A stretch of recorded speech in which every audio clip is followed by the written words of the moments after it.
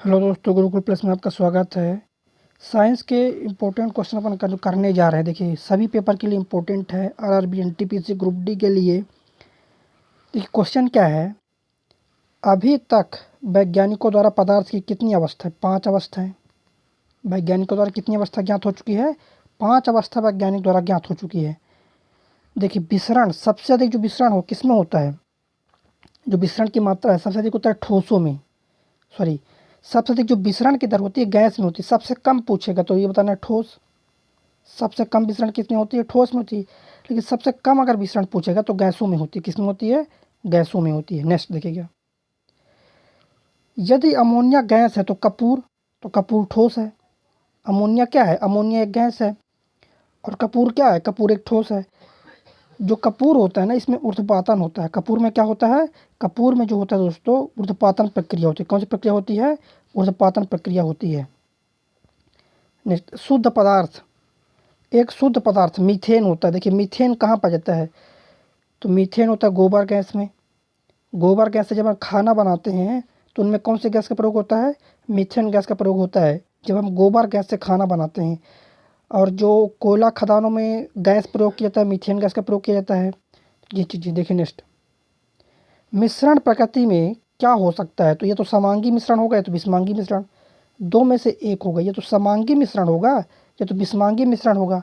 मिश्रण के 2 प्रकार होते हैं, समांगी मिश्रण, विषमांगी मिश्रण। पानी और शक्कर का घोल किसका? पानी और शक्कर का घोल समांगी है, क्योंकि शक्कर पानी में पूरा घुल जाता है। लेकिन रेत और पानी के अगर घोल की बात की जाए तो रेत और पानी का जो घोल होगा वो विषमांगी घोल होगा, क्योंकि रेत जो है पानी में घुलता नहीं है। नेक्स्ट, एक मिश्र धातु किसका उदाहरण है? तो जो मिश्र धातु होती है ना, ठोस विलयन का। किसका है? ठोस विलयन का। मतलब मिश्र धातु में क्या होता है? 2 धातुओं को मिलाया जाता है आपस में। क्या करते हैं? 2 धातुओं को आपस में मिलाते हैं तो मिश्र धातु बनता है। नेक्स्ट, देखिए, पायस कोलाइडी विलयन होता है। जो पायस है किसका कोलाइडी विलयन होता है? द्रव में द्रव का कोलाइडी विलयन। जैसे दूध हो गया, तो दूध देखिए दोनों द्रव होते हैं। दूध में आप पानी मिला सकते हैं तो पायस बन जाएगा। तो दूध को किस में रखेंगे? दूध को रखेंगे पायस में रखेंगे। और अगर पूछेगा दूध का पीएच मान कितना होता है, तो दूध का पीएच मान होता है 6.4। कितना होता है दूध का पीएच मान? दूध का पीएच मान 6.4 होता है। और दूध में क्या पाया जाता है? तो दूध में कैसीन नामक प्रोटीन पाया जाता है और लैक्टोज अम्ल पाया जाता है। कौन सा अम्ल होता है दूध में? लैक्टोज अम्ल होता है दूध में। कैल्शियम की मात्रा होती है दूध में। नेक्स्ट देखिएगा,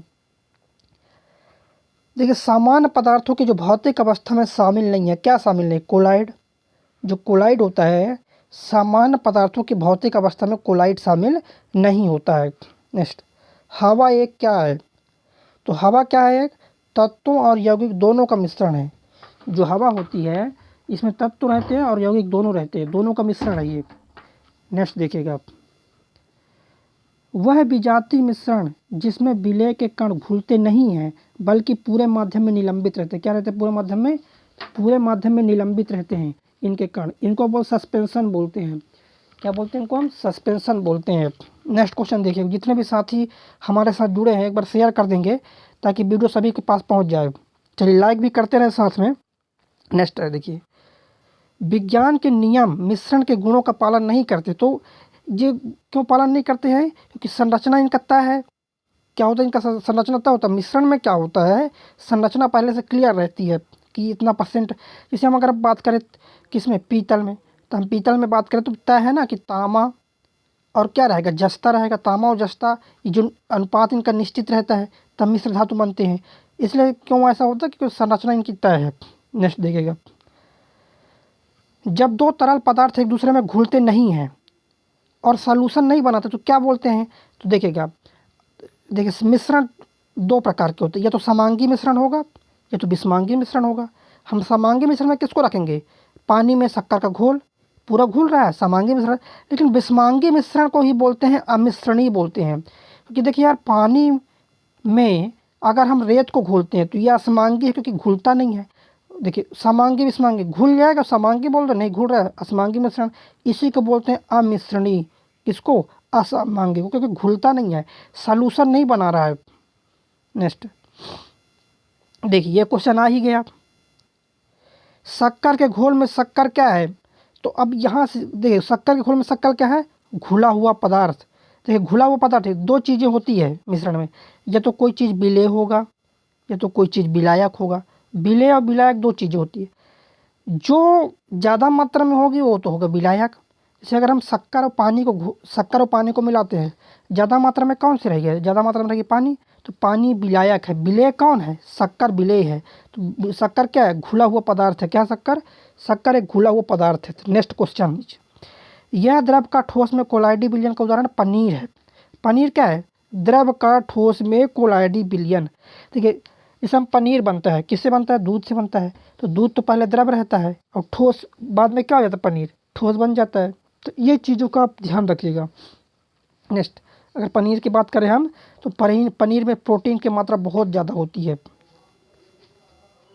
नेक्स्ट क्वेश्चन देखिएगा, यौगिक नहीं है कौन, तो कौन यौगिक नहीं है, लोहा। कौन दोस्तों, जो लौह होता है ना, लौह क्या नहीं है, तो लौह यौगिक नहीं है।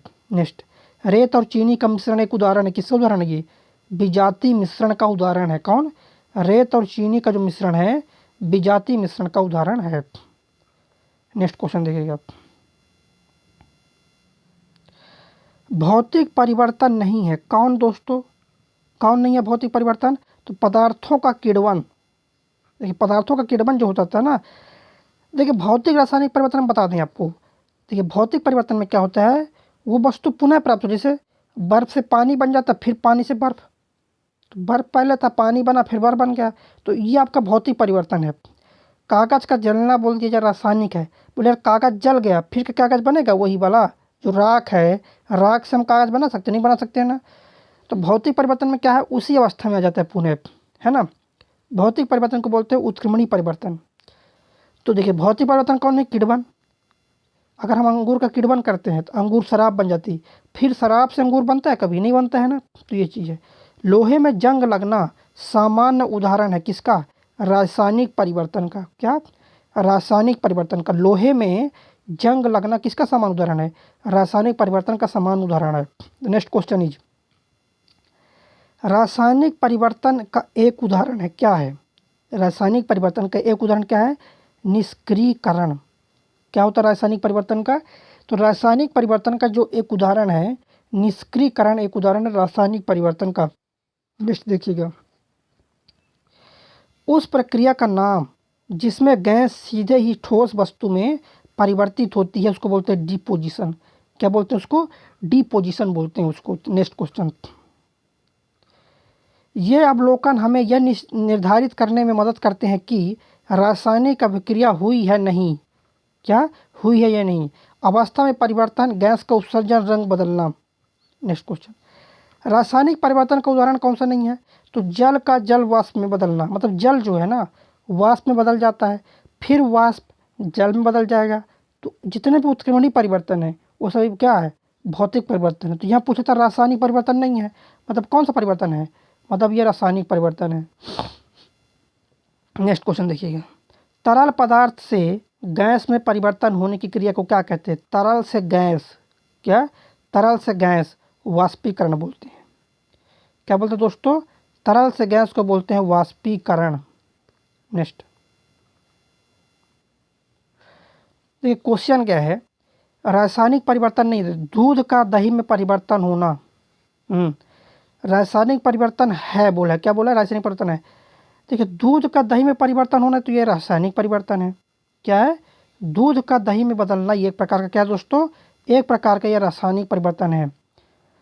अब अपन जो क्वेश्चन करने वाले द्रव्यमान संरक्षण से, law of conservation of mass, क्या, law of conservation of mass, इससे रिलेटेड क्वेश्चन करने वाले हैं। चलिए देखिए क्वेश्चन नेक्स्ट, यह नियम कहता है कि रासायनिक अभिक्रिया में द्रव्यमान को न तो उत्पन्न किया जा सकता है और न ही नष्ट किया। जो द्रव्यमान होता है ना, हम द्रव्यमान को न तो उत्पन्न कर सकते हैं और न ही नष्ट कर सकते हैं। इसको बोलते हैं द्रव्यमान संरक्षण का नियम। क्या बोलते हैं, द्रव्यमान संरक्षण का नियम बोलते हैं। जो द्रव्यमान होता है ना, हर एक जगह द्रव्यमान का मान सेम रहेगा। क्या रहेगा, सेम। आप पृथ्वी, अगर कोई वस्तु पृथ्वी पर किसी वस्तु का द्रव्यमान अगर 50 kg है, किसी भी ग्रह पर उसको ले जाओ, उसके द्रव्यमान में चेंज होने वाला नहीं है। नेक्स्ट, संतुलित रासायनिक समीकरण निम्न अनुरूप होता है, किसके अनुरूप होता है, संतुलित रासायनिक समीकरण किसके अनुरूप होता है? तो द्रव्यमान संरक्षण नियम के अनुरूप होता है। देखिएगा, एक रासायनिक अपक्रिया के दौरान अभिकारकों और उत्पादों के द्रव्यमानों का योग अपरिवर्तित रहता है। इसे क्या कहते हैं? द्रव्यमान संरक्षण सिद्धांत कहते हैं। स्थिर अनुपात के नियम से रिलेटेड क्वेश्चन है। ये क्वेश्चन क्या है? The following scientist propose the law of constant ratio, मतलब निश्चित अनुपात का नियम। स्थिर कंस्टेंट रेशियो मतलब स्थिर अनुपात के नियम को जोसेफ प्राउस्ट ने, किसने? जोसेफ प्राउस्ट ने स्थिर अनुपात के नियम को दिया था। किसने दिया स्थिर अनुपात का नियम? जोसेफ प्राउस्ट ने। किसने दिया दोस्तों? तो स्थिर अनुपात का नियम जो है जोसेफ प्राउस्ट साहब ने दिया था। नेक्स्ट क्वेश्चन देखिए, निश्चित अनुपात के नियम को किसने दिया? तो निश्चित अनुपात के नियम के अनुसार क्वेश्चन है, निश्चित अनुपात के नियम के अनुसार होता क्या है? तो ये होता है जो रासायनिक पदार्थ में तत्व हमेशा द्रव्यमान के निश्चित अनुपात में मौजूद होते हैं। क्या होते हैं? तत्व हमेशा द्रव्यमान के निश्चित अनुपात में मौजूद होते हैं। नेक्स्ट क्वेश्चन देखिएगा, देखिए क्वेश्चन, कार्बन डाइऑक्साइड के सभी नमूनों में 3:8 के द्रव्यमान अनुपात में कार्बन और ऑक्सीजन होती है। क्या होती है? कार्बन और ऑक्सीजन होती है। तो यह क्या है? लगातार अनुपात इसको बोलते हैं। देखिए जिसका अनुपात निश्चित है ना 3:8 उसको बोलते हैं लगातार अनुपात। नेक्स्ट, सभी क्वेश्चन इंपॉर्टेंट है, ध्यान से करते रहिएगा, वेरी वेरी इंपॉर्टेंट क्वेश्चन है।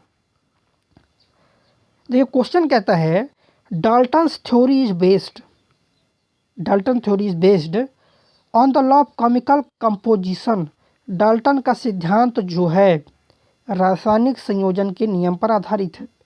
जो डाल्टन का सिद्धांत है किस पर आधारित है? डाल्टन का सिद्धांत, तो डाल्टन का जो सिद्धांत है रासायनिक संयोजन के नियम पर, किस पर आधारित है? रासायनिक संयोजन के नियम पर आधारित है डाल्टन का सिद्धांत। नेक्स्ट क्वेश्चन देखिए, अगला क्वेश्चन क्या है? नेक्स्ट, डाल्टन का परमाणु सिद्धांत एक स्पष्टीकरण प्रदान करता है किसको? जो डाल्टन का सिद्धांत दोस्तों, क्या जो डाल्टन का परमाणु सिद्धांत है एक स्पष्टीकरण प्रदान करता है, किसके लिए प्रदान करता है? द्रव्यमान संरक्षण और निश्चित अनुपात के नियम का। किसका? द्रव्यमान संरक्षण और निश्चित अनुपात के नियम को ये क्या करता है? स्पष्टीकरण प्रदान करता है। नेक्स्ट क्वेश्चन, डाल्टन की पद्धति के अनुसार कथन सही है। कौन सा कथन सही है? डाल्टन की पद्धति के अनुसार कौन सा कथन सही है? तो परमाणु पदार्थों के अविभाजित कण क्या होते हैं? परमाणु पदार्थों के अविभाजित कण है ये। नेक्स्ट, अगला, किसने कहा था कि सभी पदार्थ जो परमाणुओं से निर्मित होते हैं क्या होते हैं? हाँ, किसने कहा था कि सभी पदार्थ जो परमाणुओं से निर्मित होते हैं जो अविभाज्य और अविनाशी खंड है? जॉन डाल्टन ने कहा था। किसने कहा था? जॉन डाल्टन ने कहा था। नेक्स्ट, डाल्टन के परमाणु सिद्धांत की अवधारणा नहीं है। कौन सा जो है डाल्टन के परमाणु सिद्धांत की अवधारणा नहीं है? तो सभी पदार्थ छोटे कणों से मिलकर बने होते हैं जिन्हें हम क्या कहते हैं? अणु कहते हैं। क्या दोस्तों? सभी पदार्थ जो छोटे कण से मिलकर बनते हैं उनको हम क्या कहते हैं? अणु कहते हैं। नेक्स्ट, ये बन जाएगा, देखिए क्वेश्चन, क्वेश्चन है propose that each element has a particular atomic mass. किसने प्रस्तावित किया था कि प्रत्येक तत्व के एक विशेष परमाणु द्रव्यमान है? डाल्टन ने बताया था। तो किसने प्रस्तावित किया था ये चीज़ें कि प्रत्येक तत्व में एक विशेष परमाणु द्रव्यमान है? तो ये किया था डाल्टन ने। किसने किया है? डाल्टन ने प्रस्तावित किया है कि प्रत्येक तत्व में एक विशेष परमाणु द्रव्यमान होता है, डाल्टन ने। नेक्स्ट क्वेश्चन, वैज्ञानिक ने पदार्थ की प्रकृति के बारे में बुनियादी सिद्धांत प्रदान किया। क्या किया दोस्तों? वैज्ञानिक ने पदार्थ की प्रकृति के बारे में बुनियादी सिद्धांत दिया। तो जॉन डाल्टन ने। किसने है? जॉन डाल्टन ने किया। Next, very very important question है, ध्यान से कीजिएगा आंसर। देखिए क्वेश्चन क्या है, एक ही तत्व या विभिन्न तत्वों के जो परमाणु मिलकर क्या बनाते हैं? अणु बनाते हैं। एक से अधिक परमाणु अगर मिलेंगे तो क्या बनाएंगे? अणु बनाते हैं। ये चीज़ को आप ध्यान रखिए। क्या? एक से अगर ज़्यादा, एक से अधिक परमाणु अगर मिलते हैं तो एक से अधिक परमाणु मिलकर क्या बनाते हैं, अणु बनाते हैं। क्या बनाते दोस्तों, अणु का निर्माण करते हैं। नेक्स्ट, जल के निम्न अणु कॉपर सल्फेट के एक अणु में उपस्थित होते हैं। तो कॉपर सल्फेट के एक अणु में जल के 5 अणु, कितने, कॉपर सल्फेट के एक अणु में जल के 5 अणु होते हैं। कितने अणु होते हैं दोस्तों, जल के 5 अणु होते हैं। नेक्स्ट क्वेश्चन, इसे किसी तत्व के उस सूक्ष्मतम कण के रूप में, क्या, इसे किसी तत्व के उस सूक्ष्मतम कण के रूप में परिभाषित कर सकते हैं जो स्वतंत्र रूप से अस्तित्व में रह सकता है। क्या होता है, स्वतंत्र रूप से अस्तित्व में रह सकता है। नेक्स्ट, कैल्शियम ऑक्साइड में द्रव्यमान के अनुसार कैल्शियम और ऑक्सीजन का अनुपात होता है, कितना होता है। कैल्शियम ऑक्साइड में द्रव्यमान के अनुसार कैल्शियम और ऑक्सीजन का अनुपात 5:2 है। क्या है, 5:2 होता है। कैल्शियम और ऑक्सीजन का जो अनुपात है तो ये होता है 5:2। क्या होता है, 5:2। नेक्स्ट, पानी में हाइड्रोजन, क्या, पानी में हाइड्रोजन तथा ऑक्सीजन द्रव्यमान के अनुपात में उपस्थित होता है 1:8। देखिए जो पानी है, सूत्र क्या है, H2O है। देखिए समझा देना इसको हम, पानी का सूत्र क्या है, H2O, हाइड्रोजन का द्रव्यमान 2, ऑक्सीजन का द्रव्यमान 16। काटो 2 से 1 आ जाएगा, 2 से काटो 1:8 आ जाएगा। मतलब पानी में हाइड्रोजन और ऑक्सीजन का अनुपात 1:8 क्या हो जाएगा, 1:8 हो जाएगा। नेक्स्ट देखिएगा, देखिए अमोनिया में नाइट्रोजन और ऑक्सीजन के द्रव्यमान हमेशा अनुपात में होते हैं। कितने अनुपात में होते हैं, 14:3 में। किस में होगा, 14:3 में होता है। नेक्स्ट, अमोनिया क्लोराइड के एक अणु में कितने परमाणु होते हैं। अमोनिया क्लोराइड कैसे लिखेंगे, NH4Cl। अब NH4Cl में कितने परमाणु हो गए, 4, 1, 5, 1, 6। तो यही क्वेश्चन है, क्वेश्चन ये है कि अमोनिया क्लोराइड के एक अणु में कितने परमाणु होते हैं। तो एक अणु में होते हैं 6। क्या होते हैं, 6 होते हैं। अब नेक्स्ट क्वेश्चन देखिएगा, the atomic mass of calcium. Question क्या है, the atomic mass of calcium. Calcium का परमाणु द्रव्यमान 40 है। कितना है, 40 है। देखिए NH4NO3 में नाइट्रोजन का परसेंट, अमोनिया नाइट्रेट, क्या, अमोनिया नाइट्रेट NH4NO3 में नाइट्रोजन का परसेंटेज कितना होगा, 35% है नाइट्रोजन। कितना परसेंट है, 35% है नाइट्रोजन। नेक्स्ट, कार्बन डाइऑक्साइड में कार्बन का परसेंटेज मात्रा 27.3%। कितना होता है, 27.3% होता है कार्बन डाइऑक्साइड में कार्बन की प्रतिशत मात्रा। क्या, कार्बन डाइऑक्साइड में कार्बन की प्रतिशत मात्रा। नेक्स्ट अगला क्वेश्चन, एक H2O अणु में उपस्थित हाइड्रोजन की परसेंटेज मात्रा की बात करेंगे तो ये होता है 11.11% होता है। नेक्स्ट, पदार्थ की वह सबसे छोटा कण जो स्वतंत्र अस्तित्व में रखता है अणु कहलाता है। देखिए सबसे छोटा कण जो स्वतंत्र अस्तित्व में रह सकता है अणु होता है। देखिए परमाणु जो होते हैं ना, ये स्वतंत्र नहीं रह सकते। परमाणु, क्या, परमाणु जो होते हैं ये स्वतंत्र नहीं रह सकते। तो जो अणु होते हैं ना, अणु आपके स्वतंत्र अवस्था, अणु जो होते हैं स्वतंत्र अवस्था में रह सकते हैं। जैसे समझिए आप वायुमंडल में ऑक्सीजन को नहीं पाओगे स्वतंत्र। कहाँ पर, वायुमंडल में आप खाली ऑक्सीजन को स्वतंत्र नहीं पा सकते हो। ऑक्सीजन का मतलब O, आपको खाली O नहीं मिलेगा, O2 मिलेगा। तो यही चीज़ें हैं।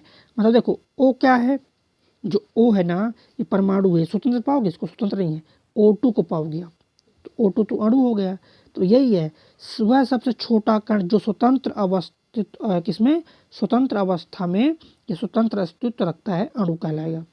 नेक्स्ट, पानी के 5 अणुओं का द्रव्यमान। तो ये पानी का एक अणु का द्रव्यमान, पानी जो है एक पानी का जो वजन होगा कितना होगा, तो समझिएगा पानी H2O, हाइड्रोजन का द्रव्यमान हो गया 2, H2O में हाइड्रोजन का द्रव्यमान कितना हो गया, H2O में हाइड्रोजन का द्रव्यमान हो गया 2, ऑक्सीजन का हो गया 16, टोटल हो गया 18। मतलब एक पानी कितना वजन है, 18 यू है। तो 18 यूनिट है एक अणु पानी की, 5 अणु हो जाएगा तो 18 पंचे 90 हो जाएगा। तो ये एक आपको क्या पता होना चाहिए, आपको एक अणु का मान पता होना चाहिए। इसके लिए हम बता दिए कैसे निकालना है आपको। नेक्स्ट देखिए, अणु शब्द से परिचय 1896 के आसपास निम्न ने कराया था। किसने कराया था अणु शब्द से परिचय? देखिए, अणु शब्द से परिचय कराया था ओस्टवाल्ड। किसने कराया था? अणु शब्द से जो परिचय है 1896 के आसपास विलियम ओस्टवाल्ड ने, किसने किया? विलियम ओस्टवाल्ड द्वारा कराया गया।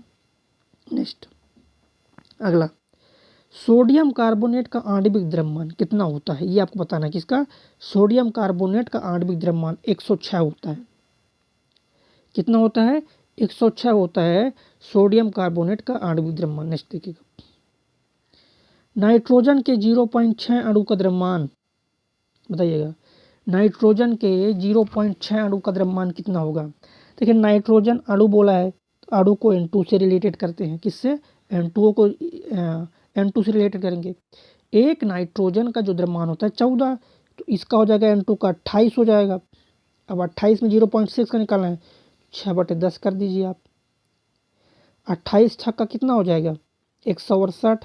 168/10 करेंगे तो पॉइंट लग जाएगा 16.8 ग्राम। नेक्स्ट देखिए, परमाणु द्रव्यमान, अणु का परमाणु द्रव्यमान, अगर आपको अणु का अगर द्रव्यमान ज्ञात करना है तो आपको परमाणुओं के क्या याद रहना चाहिए? परमाणु के द्रव्यमान याद रहना चाहिए। अगर आपको परमाणुओं के द्रव्यमान याद है तो निकाल सकते हैं। नेक्स्ट देखिएगा, कैल्शियम हाइड्रोक्साइड का सापेक्ष द्रव्यमान कितना होता है? किसका? Calcium hydroxide. कैल्शियम हाइड्रोक्साइड का सापेक्ष द्रव्यमान होता है 74 यू। कितना होता है? 74 यू हो जाता है कैल्शियम हाइड्रोक्साइड का द्रव्यमान होता है।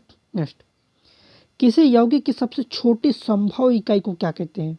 कोई यौगिक है मान लो, अब उस यौगिक की सबसे छोटी संभव इकाई, किसी यौगिक की सबसे छोटी संभव इकाई को क्या कहते हैं? तो बोलते हैं अणु बोलते हैं। क्या बोलते हैं? उसको बोलते हैं दोस्तों अणु। क्या बोलते हैं दोस्तों? किसी यौगिक की सबसे छोटी संभव इकाई को बोलते हैं अणु। नेक्स्ट अगला क्वेश्चन, अणु का गठन करने वाले परमाणुओं की संख्या को बोलते हैं परमाणुकता। क्या बोलते हैं? क्या बोलते हैं दोस्तों? अणु का गठन करने वाले परमाणुओं की संख्या को बोलते हैं परमाणुकता। क्या बोलते हैं? परमाणुकता बोलते हैं। नेक्स्ट क्वेश्चन, अणु शब्द का प्रतिपादन किसने किया? किसने किया था? किसने किया था? डेमोक्रिटस ने किया था। जो अणु शब्द है, तो अणु शब्द का प्रतिपादन किसने किया? तो अणु शब्द का जो प्रतिपादन किया था डेमोक्रिटस। किसने किया? डेमोक्रिटस ने किया था अणु शब्द का प्रतिपादन। ये आपको याद रहना चाहिए। नेक्स्ट देखिए, सभी तत्व के सापेक्ष परमाणु द्रव्यमान। क्वेश्चन क्या है दोस्तों? क्वेश्चन है सभी तत्व के सापेक्ष परमाणु द्रव्यमान निम्न के एक परमाणु के संबंध में। तो ये जो है ना, कार्बन से अपन क्या करते हैं? कार्बन से रिलेट करते हैं। किसी का हमको परमाणु द्रव्यमान ज्ञात करना है तो किससे रिलेट करेंगे? कार्बन से रिलेट करते हैं। ये चीज याद रहना चाहिए।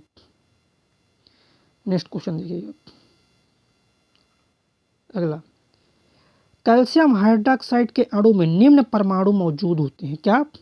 कैल्शियम हाइड्रोक्साइड के अणु में निम्न परमाणु मौजूद होते हैं। तो 5, क्या 5 है, काउंटिंग कर लीजिए। कैल्शियम का होगा 1, ऑक्सीजन 2, 2 हाइड्रोजन, 2 2 4, 1 5 हो गया। नेक्स्ट, कार्बन डाइऑक्साइड में कार्बन और ऑक्सीजन द्रव्यमान द्वारा निम्न अनुपात मौजूद है। क्या? निम्न अनुपात मौजूद है 3:8। कितना? 3:8। नेक्स्ट देखिए अगला क्वेश्चन, अणु का गठन करने वाले परमाणु की संख्या को क्या कहते हैं? ये आपको बताना है। किसे गठन करने वाले? अणु का गठन करने वाले परमाणु की संख्या को बोलते हैं परमाणुकता। क्या बोलते हैं? परमाणुकता बोलते हैं जो अणु का गठन करने वाले को। नेक्स्ट देखिए, नाइट्रोजन का परमाणु द्रव्यमान 14 है और हाइड्रोजन का 1 है। अमोनिया का आणविक द्रव्यमान कितना होगा? तो अमोनिया का होगा 14। क्या होगा? अमोनिया का 14 हो जाएगा। नेक्स्ट, किसी तत्व का परमाणु भार ज्ञात करने के लिए निम्नलिखित में से किसके साथ उस तत्व की परमाणु भार की तुलना करेंगे? हाइड्रोजन की। क्वेश्चन क्या है किसी तत्व का परमाणु भार ज्ञात करने के लिए निम्नलिखित में से किसके साथ उस तत्व के परमाणु भार की तुलना करते हैं? तो हाइड्रोजन के साथ। किसके साथ? हाइड्रोजन के साथ। नेक्स्ट क्वेश्चन देखिए, अगला क्वेश्चन। क्वेश्चन क्या कहता है? ऑक्सीजन के एक अणु का द्रव्यमान इतना है। ये पूछा है कि ऑक्सीजन के एक अणु द्रव्यमान कितना होता है? ऑक्सीजन के एक अणु द्रव्यमान होता है इतना, याद रखिएगा। किसके? ऑक्सीजन के एक अणु का द्रव्यमान इतना होता है।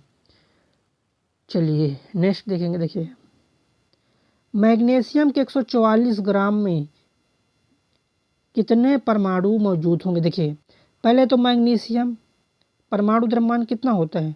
तो मैग्नीशियम का परमाणु द्रव्यमान होता है 24। अब एक मैग्नीशियम का द्रव्यमान होता है 24, तो 144 ग्राम में 144/24 कर दो। 24 छक्का 6 ग्राम होगा परमाणु। कितना होगा?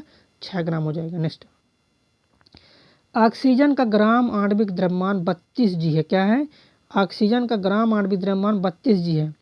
ऑक्सीजन का घनत्व 1.429 ग्राम सीसी। तो ऑक्सीजन का ग्राम आणविक द्रव्यमान 22.4 क्या? 22.4 लीटर होगा। क्या होगा दोस्तों? 22.4 लीटर हो जाएगा। नेक्स्ट देखिए, क्वेश्चन क्या है? देखिए, इंपॉर्टेंट क्वेश्चन है सभी, जितने भी हम क्वेश्चन करा रहे हैं, प्रैक्टिस कर रहे हैं, साइंस के इंपॉर्टेंट क्वेश्चन ही सभी हैं। तो एक बार सभी लोग लाइक कर दें और शेयर कर दें, ताकि सभी दोस्त, जितने भी साथी पढ़ने वाले, सभी के पास वीडियो पहुंचे। देखिए नेक्स्ट क्या है? नेक्स्ट क्वेश्चन है, कार्बन का परमाणु द्रव्यमान 12 है और कार्बन के 24 ग्राम में अणुओं की संख्या। तो देखिए, एक कार्बन का द्रव्यमान तो 12 है, तो 24 ग्राम का अगर पूछेंगे तो 24/12। बोले यार 2 हो जाएगा। कितने हो जाएगा? कार्बन कितने परमाणु होंगे? तो कार्बन के 2 परमाणु होंगे। एक 12 ग्राम में एक कार्बन, तो 24 ग्राम में 2 कार्बन। अगर बोल दे 36 ग्राम में कितना, तो 36/12, तो 36 ग्राम में 3 कार्बन। तो इस टाइप से आपको ना प्रैक्टिस करना है। चलिए नेक्स्ट देखिएगा। तो ये पूछा है कि ऑक्सीजन के 0.3 मोल का द्रव्यमान कितना होता है? ऑक्सीजन के 1 मोल का द्रव्यमान होता है 32। ऑक्सीजन के 1 मोल का द्रव्यमान कितना होगा? 32 होगा। हमको निकालना किसका? 0.3 का।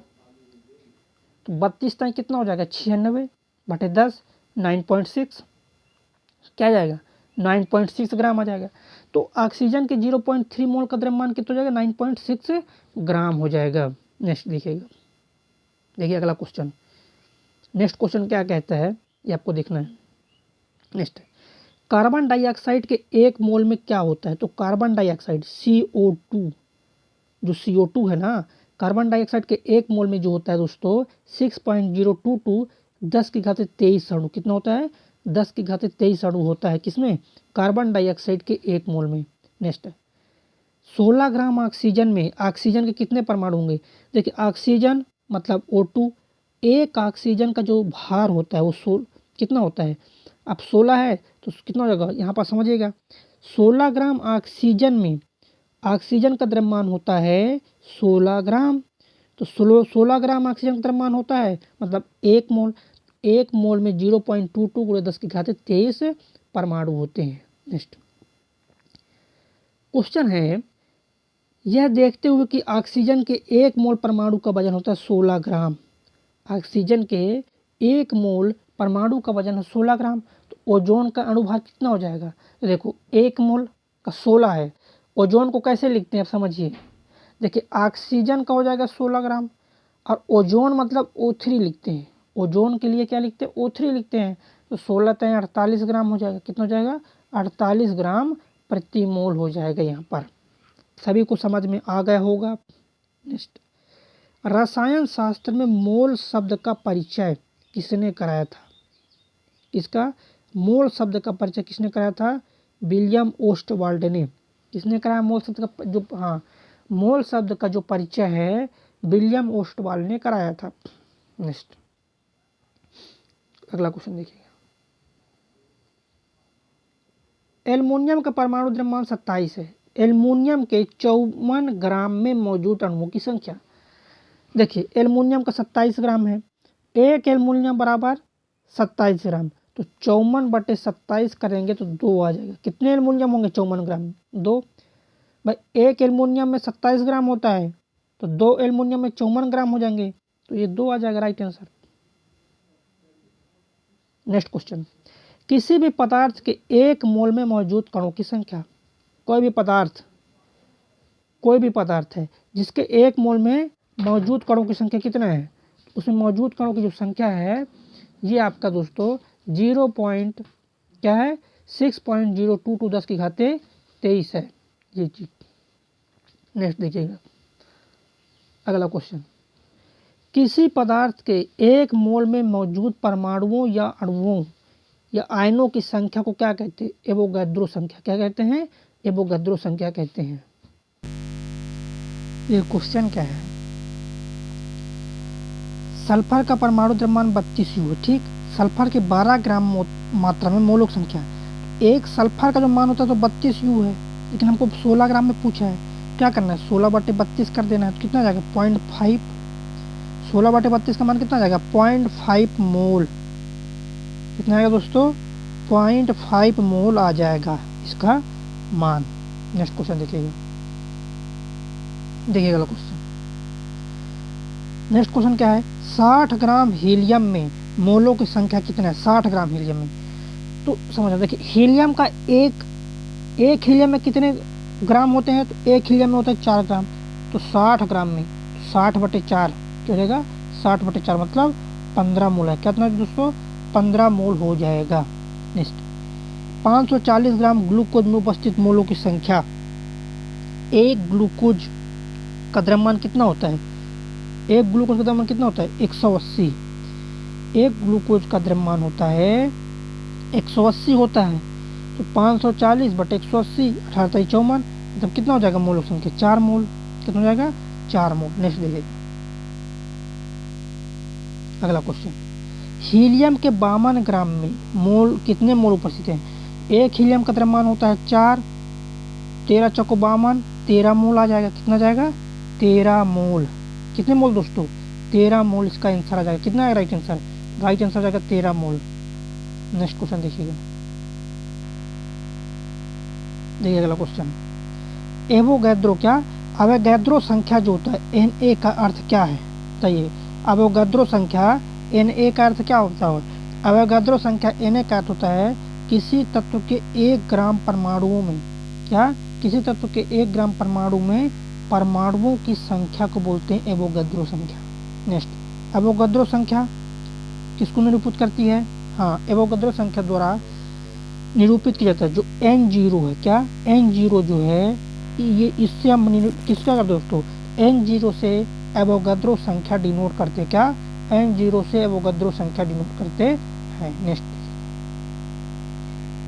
CO2 के 88 ग्राम में मौजूद अणुओं की संख्या बताइएगा। CO2 क्या CO2 के 88 ग्राम में किसमें CO2 के 88 ग्राम में मौजूद अणुओं की संख्या कितना हो जाएगा। देखिए CO2 का द्रव्यमान पहले देखिए, कार्बन का होता है 12 द्रव्यमान, ऑक्सीजन का होता है 16, 2 ऑक्सीजन है तो 16 दूनी 32 हो जाएगा। तो टोटल कितना होगा 44 हो गया। कार्बन का परमाणु द्रव्यमान होगा, कार्बन डाइऑक्साइड का परमाणु द्रव्यमान कितना होगा 44 हो गया। हमसे 88 ग्राम में पूछा तो 88 बस से 44 कर देंगे, तो कितना जाएगा 2। कितना जाएगा 2 आ जाएगा अणुओं की संख्या। नेक्स्ट, 1 ग्राम हाइड्रोजन में अणुओं की संख्या, तो ये हो जाएगा हाइड्रोजन मतलब H2 का द्रव्यमान कितना हो जाएगा 2।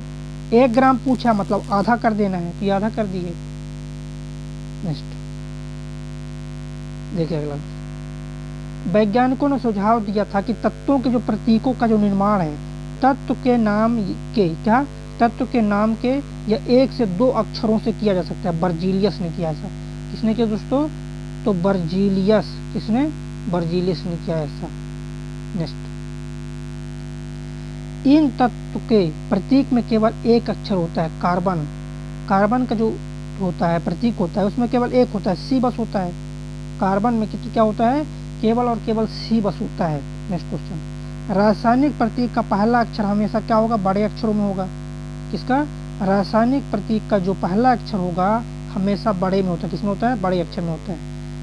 देखिए, धातु, अधातु, उपधातु से रिलेटेड क्वेश्चन कैसे क्वेश्चन करेंगे, धातु से, अधातु से और उपधातु से रिलेटेड हम क्वेश्चन करने वाले हैं।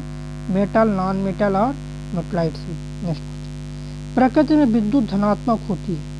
देखिए, प्रकृति में विद्युत धनात्मक होती है। धातुएं, जो धातुएं होती है ना, ये धनात्मक होती है, और अधातुएं क्या होती है? अधातुएं ऋणात्मक होती है।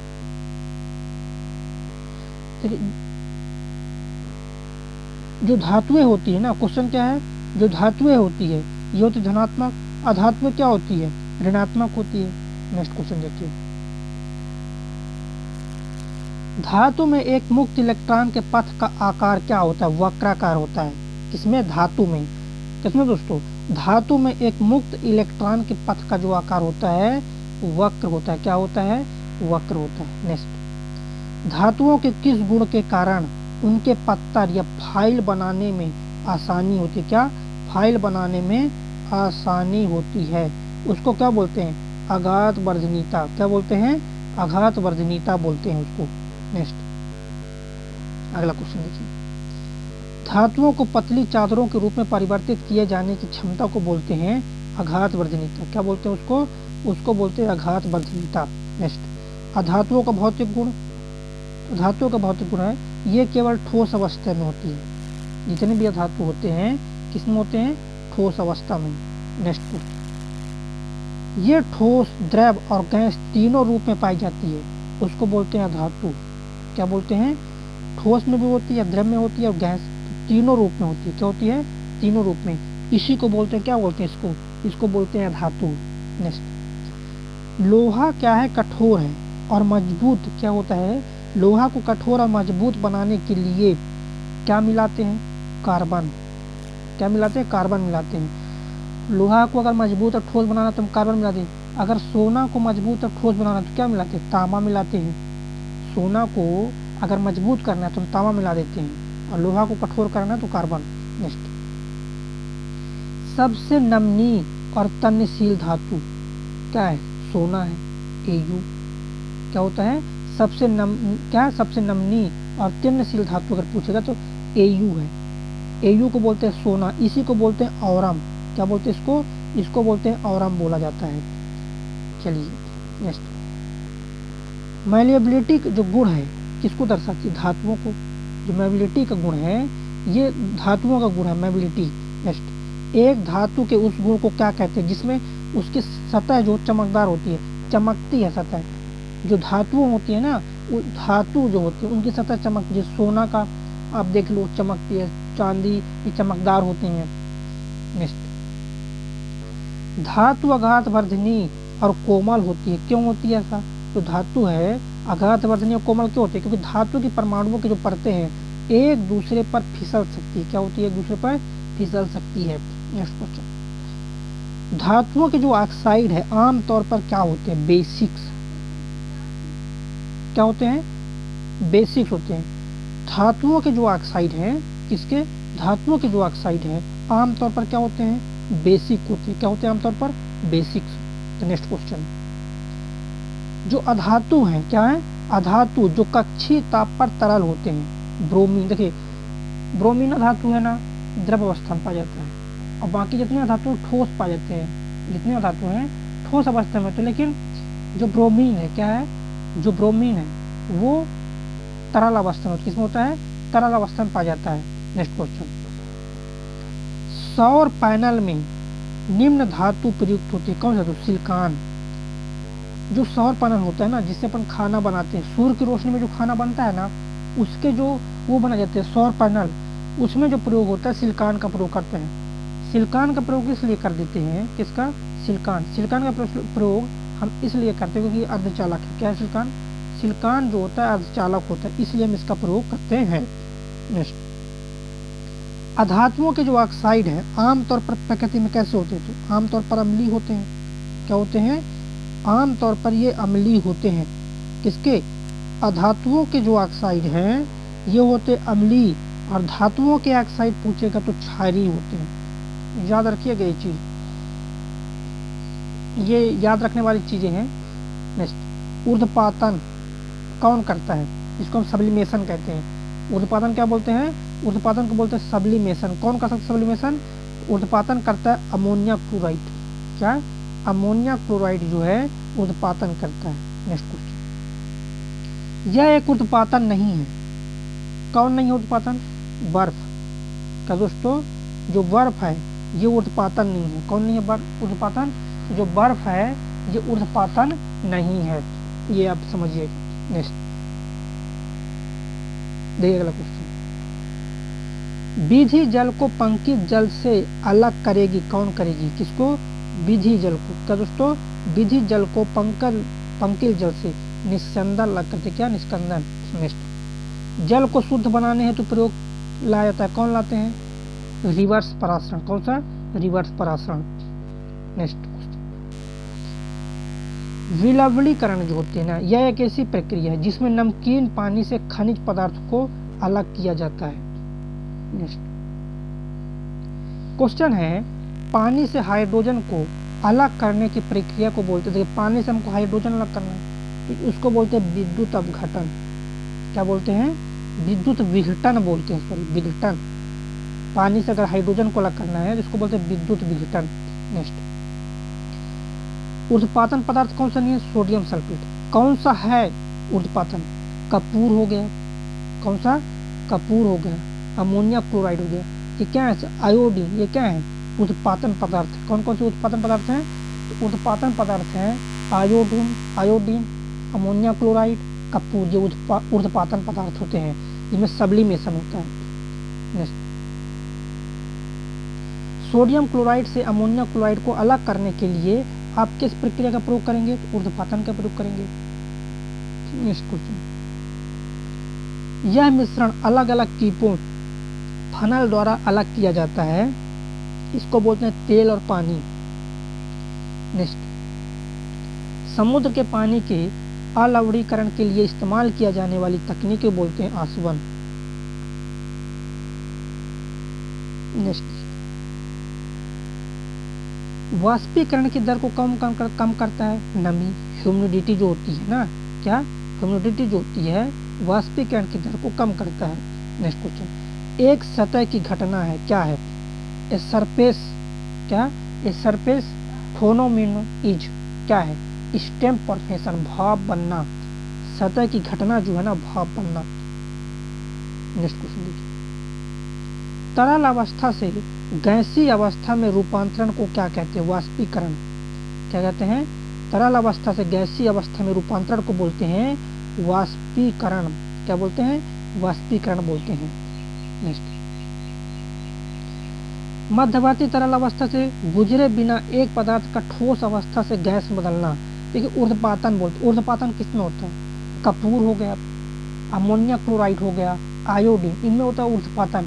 ऊर्ध्वपातन जो सब्लिमेशन होता है, इसका मतलब होता है कि ठोस सीधे वाष्प में बदल जाता है। जैसे कपूर, अगर कपूर को हम जलाते हैं तो क्या होता है? कपूर ठोस रहता है। कपूर जल के सीधे क्या होता है? वाष्प। तो ठोस से गैस में बदलना, इसको बोलते हैं ऊर्ध्वपातन। नेक्स्ट, द्रव के ठोस में परिवर्तन की प्रक्रिया को बोलते हैं हिमीकरण। क्या बोलते हैं? हिमीकरण। देखिए विलयन से रिलेटेड क्वेश्चन आ गया। Next, homogeneous mixture of 2 or more components are. 2 या 2 से अधिक घटकों से सजातीय मिश्रण विलयन कहलाता है। क्या कहलाता है? विलयन कहलाता है। ये क्वेश्चन क्या है? फुलरीन जो होता है ना, फुलरीन में कार्बन के कितने परमाणु होते हैं? वेरी वेरी इंपॉर्टेंट क्वेश्चन है। जो फुलरीन होता है उसमें कार्बन के कितने परमाणु होते हैं? 60 परमाणु होते हैं कार्बन के। किसमें? फुलरीन में।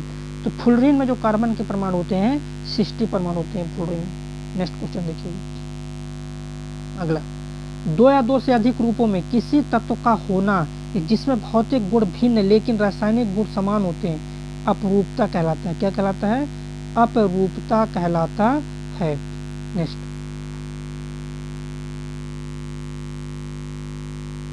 क्वेश्चन देखिए, न्यूट्रॉन एवं क्या? न्यूट्रॉन एवं इसकी विशेषताओं की जो खोज है जेम्स चैडविक ने किया था। किसने किया? James Chadwick. न्यूट्रॉन होता क्या है? परमाणु के नाभिक में होता है न्यूट्रॉन। कहाँ पर होता है? देखो सबको समझ में आ गया होगा कि न्यूट्रॉन और प्रोटॉन जो होते हैं ना, परमाणु के नाभिक में होते हैं। और न्यूट्रॉन और प्रोटॉन का अगर योग बोल दिया जाए इसी को बोलते हैं परमाणु द्रव्यमान या परमाणु मास, एटॉमिक मास बोलते हैं।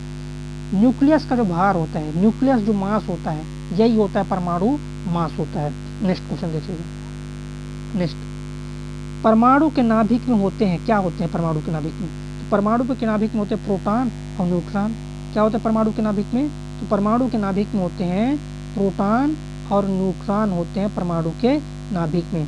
तो ये जो परमाणु का नाभिक होता है ना, इसी को बोलते हैं न्यूक्लियस मास, ये परमाणु द्रव्यमान बोलते हैं। और 1 से 30 तक के परमाणु का परमाणु क्रमांक और परमाणु द्रव्यमान जितने भी साथी हैं सभी को याद रहना चाहिए, जितने भी स्टूडेंट पढ़ रहे हैं सभी को 1 से 30 तक का परमाणु क्रमांक और परमाणु द्रव्यमान दोनों याद रहने चाहिए। नेक्स्ट क्वेश्चन, इलेक्ट्रॉन के समतुल्य प्रतिद्वंदी कण क्या बोलते हैं? पॉजिट्रॉन।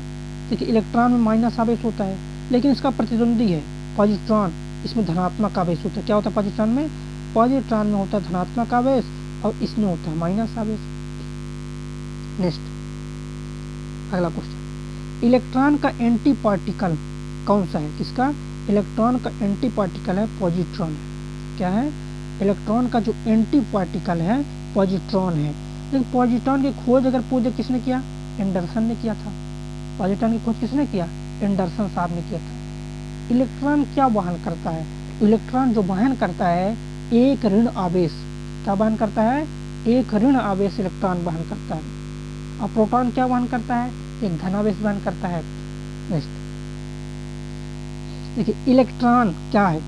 तो नेट आवेश के साथ एक उप परमाणु कण जो ऋणात्मक है। देखिए इलेक्ट्रॉन उप परमाणु कण है। परमाणु में क्या होते हैं? तो परमाणु में इलेक्ट्रॉन, प्रोटॉन और न्यूट्रॉन 3 चीज होते हैं। क्या होता है परमाणु में? 3 चीज। तो इलेक्ट्रॉन जो होता है ना उप परमाणु कण है। क्या है इलेक्ट्रॉन? इलेक्ट्रॉन आपका उप परमाणु कण है, जो क्या होता है? जो ऋणात्मक होता है। क्या होता है दोस्तों ये? तो ये आपका होता है ऋणात्मक। क्या होता है ये आपका? ऋणात्मक। नेक्स्ट,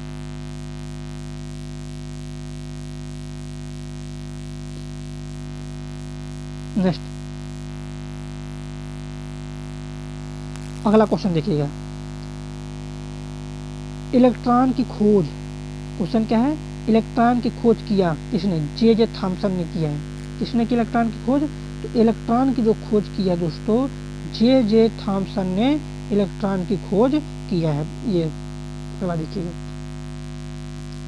देखिए सभी परमाणु पाए जाने वाली स्थिर या नकारात्मक चार्ज वाले कण क्या कहलाते हैं? सभी परमाणुओं में पाए जाने वाली स्थिर या नकारात्मक चार्ज को बोलते हैं इलेक्ट्रॉन। और इलेक्ट्रॉन क्या वहन करता है? इलेक्ट्रॉन वहन करता है एक ऋणावेश। इलेक्ट्रॉन में जो इलेक्ट्रॉन की गति है कैसी होती है? इलेक्ट्रॉन की गति होती है वक्राकार गति। कैसी गति होती है इलेक्ट्रॉन की? इलेक्ट्रॉन की गति होती है वक्राकार। नेक्स्ट क्वेश्चन देखिए, इलेक्ट्रॉन निम्न की गति में नाभिक के चारों ओर घूमते हैं। क्या होते हैं? इलेक्ट्रॉन जो होते हैं निम्न गति में नाभिक के चारों ओर घूमते हैं, कक्षीय गति में। कैसी? कक्षीय गति में घूमते हैं। नेक्स्ट क्वेश्चन देखिए, अगला क्वेश्चन, उस भौतिक वैज्ञानिक का नाम बताएं जिसे न्यूट्रॉन की खोज के श्रेय के लिए 1932 में इस खोज के कारण उन्हें क्या मिला? नोबेल पुरस्कार। James Chadwick. कौन है वो? जेम्स चैडविक साहब है। नेक्स्ट क्वेश्चन देखिए, किसी प्रोटॉन का गुण किसी चुंबकीय क्षेत्र में मुक्त गति करते समय परिवर्तित नहीं होता। गति। कौन सा? गति। नेक्स्ट, कैवेंडिश प्रयोगशाला में काम करते समय 1932 में न्यूट्रॉन की खोज किसने किया? जेम्स चैडविक ने किया था। लेकिन इलेक्ट्रॉन की अगर बात की जाए ना, इलेक्ट्रॉन की खोज किसने किया? इलेक्ट्रॉन की खोज जे थॉमसन ने किया। प्रोटॉन की खोज किसने किया? गोल्डस्टीन ने किया। और न्यूट्रॉन की खोज की अगर पूछेगा ना तो चैडविक ने किया था। किसने किया? चैडविक ने किया था न्यूट्रॉन की खोज। लेकिन न्यूट्रॉन जो होता है ना आवेश रहित कण है। न्यूट्रॉन, न्यूट्रॉन क्या है? आवेश रहित कण होता है न्यूट्रॉन। और आवेश रहित कण कौन होता है? तो जो किरणें, एक गामा किरणें होती है उसमें भी आवेश नहीं होता है, तो ये समझिएगा। नेक्स्ट, धन आवेशित नहीं है। क्या नहीं है धन आवेशित? इलेक्ट्रॉन। इलेक्ट्रॉन में ऋण आवेश होता है। क्या होता है इलेक्ट्रॉन में? इलेक्ट्रॉन में आपका ऋण आवेश होता है। देखिए प्रोटॉन में पूछेगा ना धन आवेश है, प्रोटॉन में धन आवेश है, इलेक्ट्रॉन में ऋण आवेश है और न्यूट्रॉन में कोई भी आवेश नहीं है। नेक्स्ट, कणों में सकारात्मक आवेश तो ये सकारात्मक मतलब होता है ना धन आवेश। तो सकारात्मक आवेश होता है, इसी को हम बोलते हैं धन आवेश। तो सबके समझ में आ गया होगा। तो देखिएगा समझना कैसे, सकारात्मक होता है पॉजिटिव चार्ज, धनात्मक आवेश, धनात्मक आवेश प्रोटॉन में, ऋणात्मक आवेश निगेटिव चार्ज इलेक्ट्रॉन में। नेक्स्ट क्वेश्चन क्या है, नेक्स्ट देखिएगा, जिन उपपरमाणु कणों में सामान्य उपपरमाणु कणों से विपरीत गुण होते हैं, क्या होते हैं, जिस उपपरमाणु कणों में सामान्य उपपरमाणु कणों से विपरीत गुण होते हैं उन्हें क्या कहते हैं, प्रतिकण बोलते हैं। हाँ, एंटी पार्टिकल, क्या बोलते हैं, एंटी पार्टिकल बोलते हैं। चलिए नेक्स्ट देखिए, परमाणु शब्द किसने खोजा, शब्द परमाणु एटॉमिक, शब्द परमाणु जो है एटॉमिक की खोज किसने किया, किसने किया है, डेमोक्रिट्स ने किया। किसने किया दोस्तों, डेमोक्रिट्स ने किया है। नेक्स्ट क्वेश्चन, न्यूट्रॉन निम्न के अलावा सभी परमाणुओं के नाभिक में मौजूद होते हैं। जो न्यूट्रॉन होते हैं ना, कौन से कण होते हैं, जो न्यूट्रॉन होते हैं, हाइड्रोजन के अलावा सभी, देखिए न्यूट्रॉन, इलेक्ट्रॉन, प्रोटॉन, न्यूट्रॉन सभी में है, लेकिन हाइड्रोजन में न्यूट्रॉन नहीं होता है, क्योंकि हाइड्रोजन का द्रव्यमान कितना है, हाइड्रोजन का द्रव्यमान भी 1 है और इसका परमाणु क्रमांक 1 भी है। केवल और केवल आवर्त सारणी में एक तत्व ऐसा है हाइड्रोजन, इसका परमाणु क्रमांक भी 1 है और परमाणु द्रव्यमान भी 1 है, इसलिए इसमें न्यूट्रॉन नहीं है। चलिए तो याद रखिएगा, सभी लोग को याद रखना है कि हाइड्रोजन के नाभिक में न्यूट्रॉन नहीं है। नेक्स्ट, परमाणु का उपपरमाणु कण नहीं है, बताइए, परमाणु का उपपरमाणु कण नहीं है, जीनान, जो जीनान है परमाणु का उपपरमाणु कण नहीं है। नेक्स्ट क्वेश्चन देखिए, प्रोटॉन का द्रव्यमान और किसका द्रव्यमान एक समान होता है, बताइएगा, बताइए राइट आंसर। प्रोटॉन का द्रव्यमान और किसका द्रव्यमान एक समान होता है, न्यूट्रॉन का। देखिए प्रोटॉन का द्रव्यमान और न्यूट्रॉन का द्रव्यमान एक समान होता है, दोनों का क्या होता है, दोनों का जो द्रव्यमान होता है एक समान होता है, न्यूट्रॉन और प्रोटॉन का। नेक्स्ट, परमाणुओं के बारे में सही नहीं है, क्या नहीं है, 2 तत्वों के परमाणु समान होते हैं, ये सही नहीं है। 2 तत्वों के जो परमाणु है समान होंगे, ये गलत चीज है, गलत है, ये सही नहीं है। नेक्स्ट, प्रोटॉन में निम्न का धनात्मक आवेश होता है, किसका धनात्मक आवेश, प्रोटॉन में, प्रोटॉन में धनात्मक आवेश होता है 1.6 10⁻19 कूलाम, ये है आवेश। नेक्स्ट क्वेश्चन, एक हाइड्रोजन परमाणु का द्रव्यमान एक इलेक्ट्रॉन के द्रव्यमान का कितना गुना होगा, 1837 गुना, कितना, 1837 गुना होगा। नेक्स्ट देखिए अगला क्वेश्चन, ध्यान से देखिए, परमाणु मॉडल जो एटॉमिक मॉडल्स हैं क्या है, परमाणु मॉडल क्या है दोस्तों, रदरफोर्ड परमाणु मॉडल निम्न का वर्णन नहीं करता, किसका वर्णन नहीं करता, क्या दोस्तों, रदरफोर्ड जो परमाणु मॉडल क्या है, रदरफोर्ड परमाणु मॉडल जो है परमाणु के स्थायित्व का वर्णन नहीं करता, किसका वर्णन नहीं करता, परमाणु के स्थायित्व का वर्णन नहीं करता। कौन नहीं करता, परमाणु मॉडल, क्योंकि देखिए स्थायित्व का वर्णन जो है ना कहाँ पर, बोर ने किया, फिर आगे जाके। नेक्स्ट देखिए, रदरफोर्ड जो परमाणु मॉडल दिया था, तो रदरफोर्ड के जो परमाणु मॉडल में अल्फा कण प्रक्षेपित किए गए, स्वर्ण,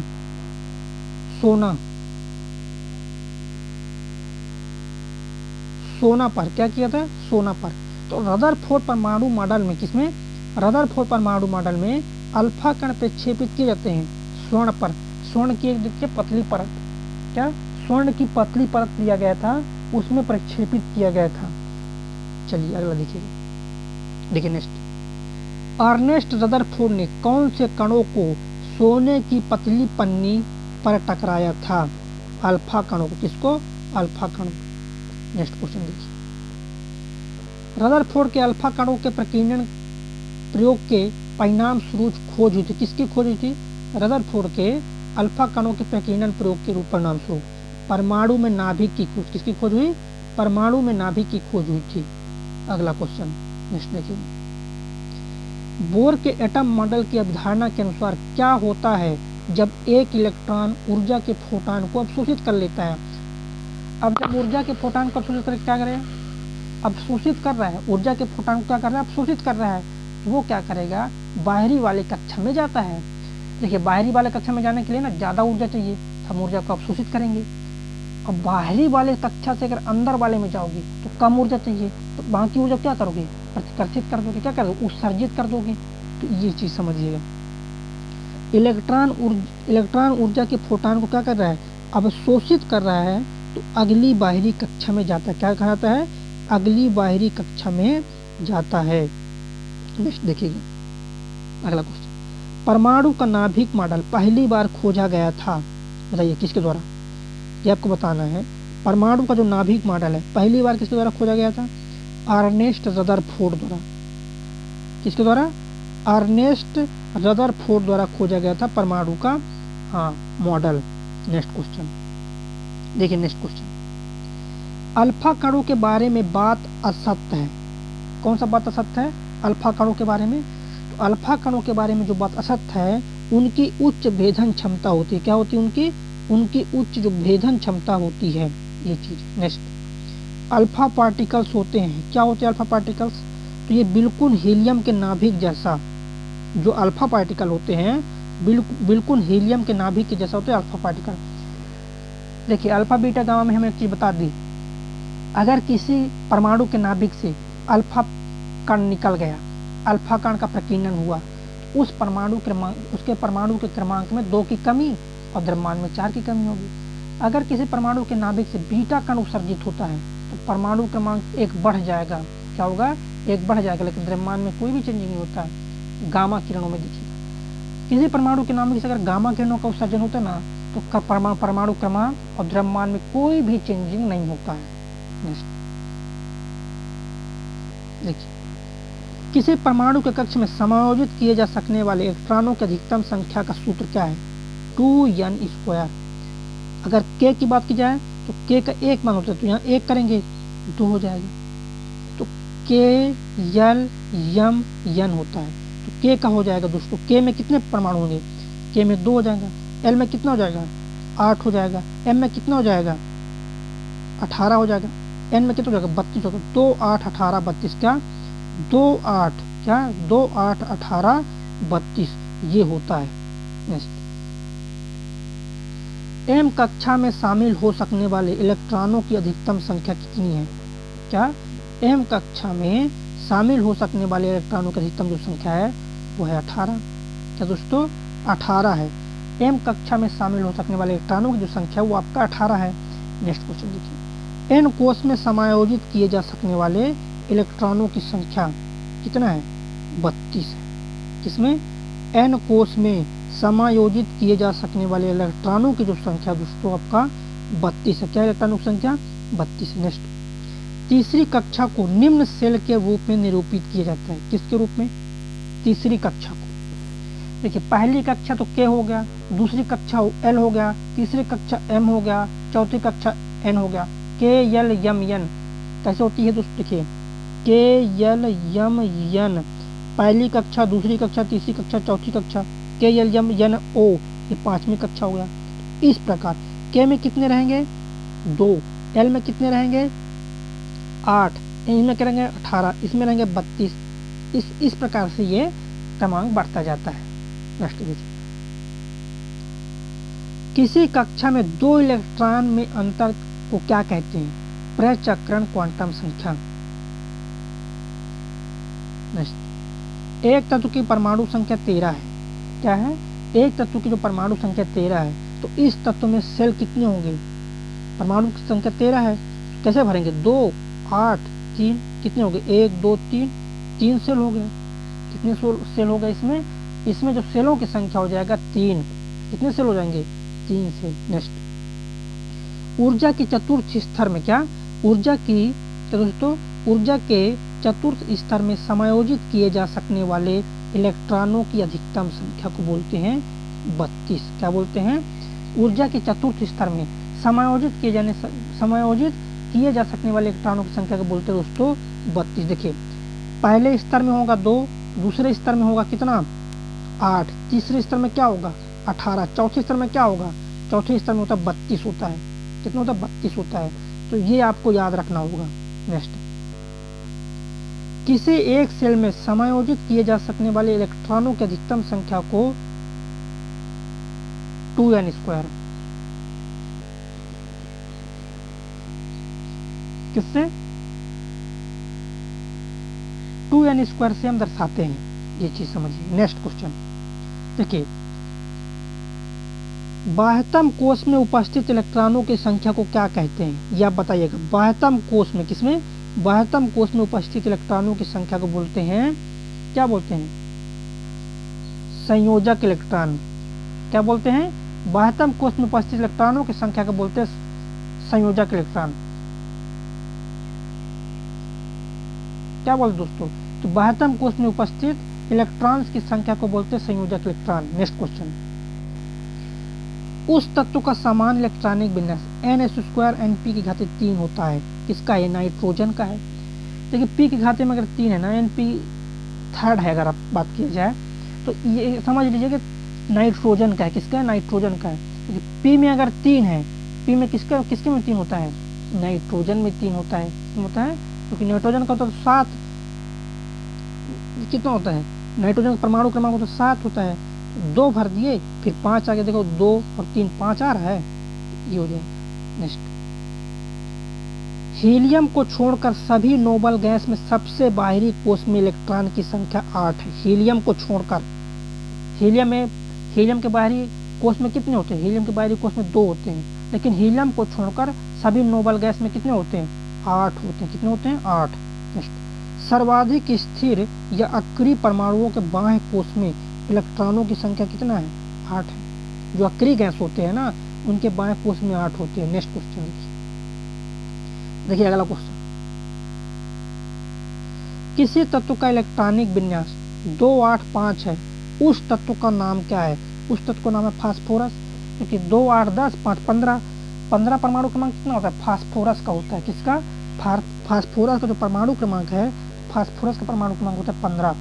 नेक्स्ट, इलेक्ट्रॉनों की वह अधिकतम संख्या जो बाह्यतम कक्ष में रह सकता है। तो ये बाह्यतम कक्ष में अधिकतम 8 इलेक्ट्रॉन रह सकते हैं, ये चीज़ आपको याद रहना चाहिए।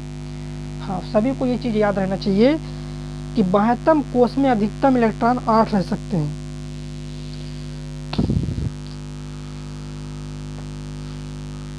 कितने रह सकते हैं, 8। तो ये चीज़ सबको याद रहना चाहिए कि बाह्यतम कक्ष में अधिकतम जो इलेक्ट्रॉन रह सकते हैं, 8 रह सकते हैं। नेक्स्ट, उन 3 तत्वों को नामित करें जिसके सबसे बाहरी सेल में केवल 1 इलेक्ट्रॉन है। Lithium, sodium, potassium. क्या, लिथियम, सोडियम, इनमें देखिए लिथियम, सोडियम, पोटेशियम, इनके बाहरी कोष में ना केवल और केवल 1 इलेक्ट्रॉन होते हैं। कितने होते हैं, केवल और केवल 1 इलेक्ट्रॉन होते हैं। नेक्स्ट देखिए, अगला क्वेश्चन देखिए, यदि क्रिप्टॉन की परमाणु संख्या 36 है तो उसका इलेक्ट्रॉनिक विन्यास क्या होगा। यदि क्रिप्टॉन की परमाणु संख्या 36 है तो उसका इलेक्ट्रॉनिक विन्यास होगा 2 8 18 8। क्या होगा, 2 8 18 8 होगा। क्या होगा, 2 8 18 8 होगा। नेक्स्ट, पहले इलेक्ट्रॉन कोष में जो नाभिक के निकटतम होता है में कभी n इलेक्ट्रॉनों से अधिक इलेक्ट्रॉन नहीं होते हैं, तो हो जाएगा। नेक्स्ट, एक तत्व का इलेक्ट्रॉनिक विन्यास 2 8 2 है, उस तत्व का नाम क्या है। देखिए 2 8 2 टोटल कितना होगा, टोटल होगा 12। तो 12 किसका होता है, मैग्नीशियम का। 12 परमाणु क्रमांक कितना होता है, जो परमाणु क्रमांक 12 है ये किसका है, तो ये है मैग्नीशियम का। किसका है, मैग्नीशियम का। नेक्स्ट, यदि एक तत्व का परमाणु क्रमांक 8 है, क्या है, यदि एक तत्व का परमाणु क्रमांक 8 है तो इसका इलेक्ट्रॉनिक विन्यास क्या होगा, इसका इलेक्ट्रॉनिक विन्यास हो जाएगा 2 और 6। क्या होगा, एक तत्व का अगर परमाणु क्रमांक 2 8 है, परमाणु क्रमांक कितना है, 8 है, तो 8 को कैसे लिखे, पहले 2 भरेंगे फिर 6 भरेंगे, इस टाइप से। किसी धातु का इलेक्ट्रॉनिक विन्यास कभी नहीं हो सकता 2 और 6। देखिए एक हम चीज़ बता दी आपको, अगर धातु है तो बाह्यतम कोष में 1 2 और 3 इलेक्ट्रॉन होगा। अगर धातु है तो बाह्यतम कोष में 1 2 3 इलेक्ट्रॉन होगा। लेकिन अगर अधातु है तो बाह्यतम कोष में 5 6 और 7 इस टाइप से इलेक्ट्रॉन होंगे, किसमें, बाह्यतम में। नेक्स्ट, किसी क्या जिस परमाणु की बाह्य कक्षा में इलेक्ट्रॉनों की संख्या पूर्ण होती है उसकी संयोजकता। देखिए इलेक्ट्रॉनों की संख्या अगर पूर्ण है तो संयोजकता 0 हो जाएगा। क्या हो जाएगा? अगर इलेक्ट्रॉनों की संख्या, हाँ, किसी परमाणु की बाएं कक्षा में अगर इलेक्ट्रॉनों की संख्या पूर्ण है, संयोजकता जो हो जाएगी ना, संयोजकता उसकी शून्य हो जाएगी। क्या होगी संयोजकता? संयोजकता शून्य हो जाएगी। नेक्स्ट, इस तत्व में इसके बाह्यतम कोष में 2 इलेक्ट्रॉन होते हैं। इस तत्व में इसके बाह्यतम कोष में 2 इलेक्ट्रॉन होते हैं। कैल्शियम के बाह्यतम कोष में 2 इलेक्ट्रॉन होते हैं। कैल्शियम की संयोजकता कितनी है? तो कैल्शियम की संयोजकता होती है 2। और कैल्शियम क्या है? तो कैल्शियम क्या दोस्तों? धातु है। कैसा धातु है? क्षारीय मृदा धातु है। कैल्शियम क्या है? कैल्शियम क्षारीय मृदा धातु है।